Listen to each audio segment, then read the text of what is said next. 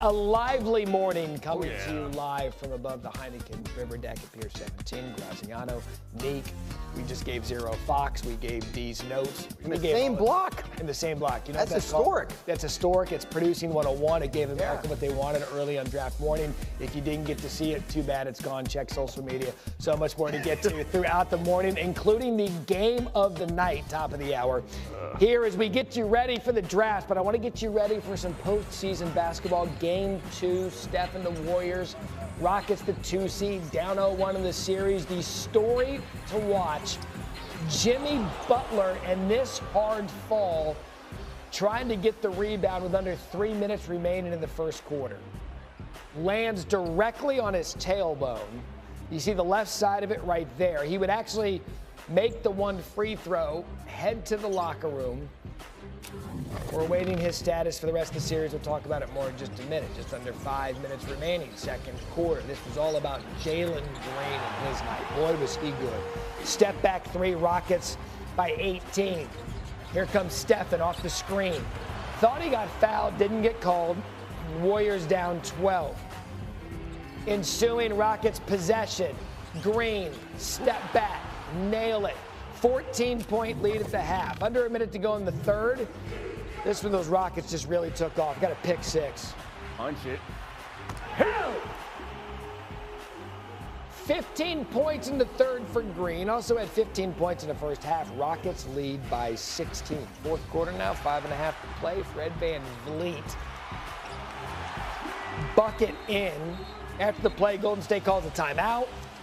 I know this would shock you, but Draymond got into it with someone. No way. Steph Curry, 20 points, 5 assists, 9 rebounds.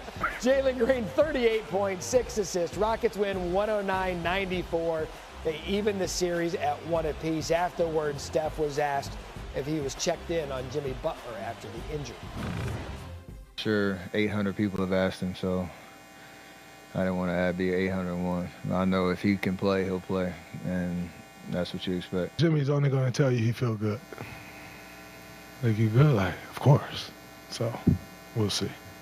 All right, so if the Warriors are going to do anything in this series, they're going to need Jimmy Butler healthy. This season, Warriors have won 75% of their games when Butler was in the lineup before the trade, which is why they made it. Golden State had under 500 record, so they're going to need him to be healthy. So welcome back Bobby Marks and Monica McNutt. And Bobby, simply are the Warriors in trouble without Jimmy Butler? They are. If he can't play, I don't see them getting out of this series here, Matt. I just go back to looking at this roster before the Jimmy Butler trade, and it was a play-in team at best. And I was in Los Angeles back in February, right after the Butler trade, when he was not on the court, and they certainly struggle scoring the basketball here. So if he can't play through this series here, I think we're going to see, certainly Golden State an early exit. It just shows you the separation from 2 to 7 in the Western Conference.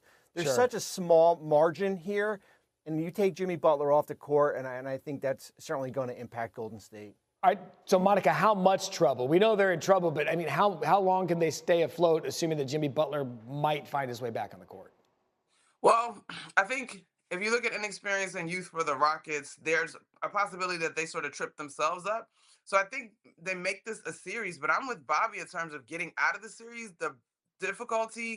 The degree of difficulty seems really high. And our terrific sports and information group last night put out all these great graphics in terms of Steph Curry being guarded by 1.6 players most of the time that he touched the basketball. The Rockets were able to send more pressure because there's no one else really that is a creator in the way that Butler is to take some of the pressure off. Like last night, Steph was contested heavily at the three-point line. Like he was closely guarded because he was the focal point.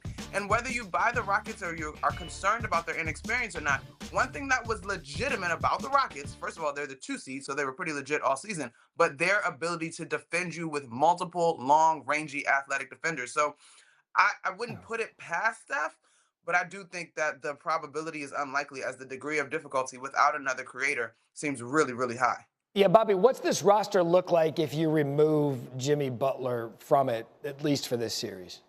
Well, I mean, listen, you're still gonna get Brandon Podziemski and Moses Moody, and last night you saw a lot of Guy Santos. You saw certainly Quentin Post play a ton last night. I thought the reserves actually played pretty well last night. They kept them in this game, and they were within striking distance here. But you're going to have an out-of-body performance by Stephen Curry for you to get out of this series if Jimmy Butler is not out there.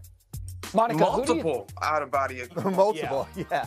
Yeah, so who do you think that 0.6 player is on the 1.6 that we're guarding Steph?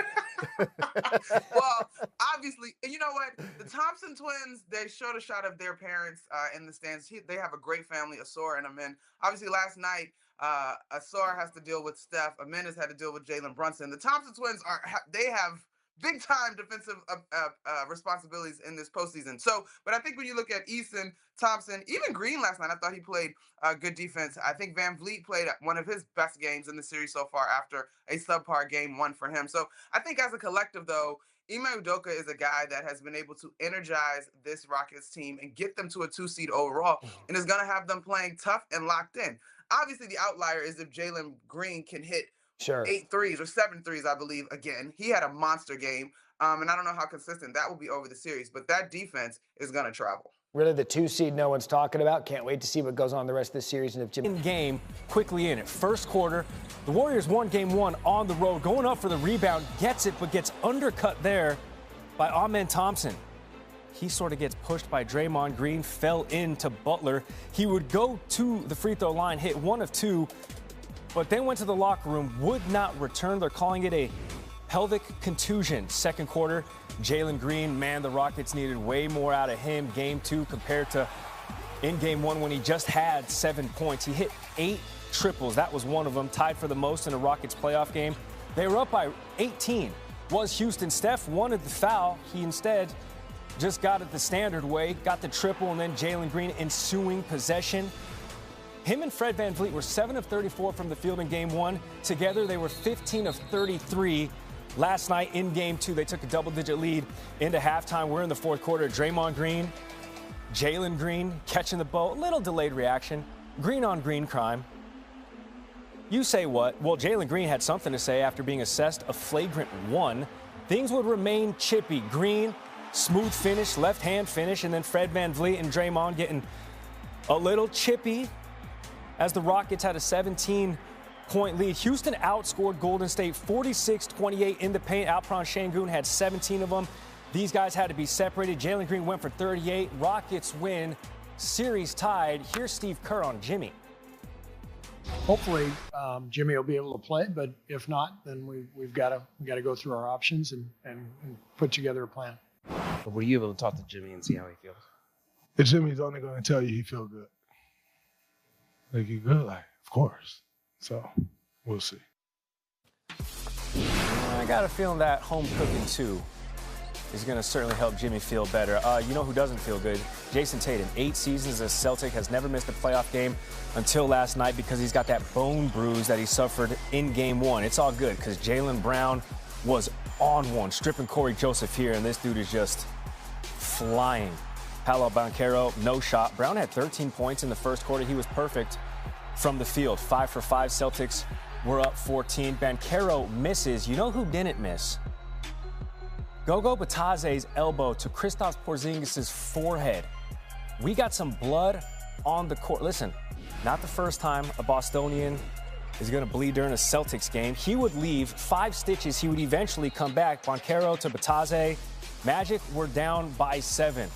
Banchero dishing, keeping the Magic kind of close. Couple possessions later, Banchero, 3 straight playoff games going over 30 points. He finished with 32. And here comes KP.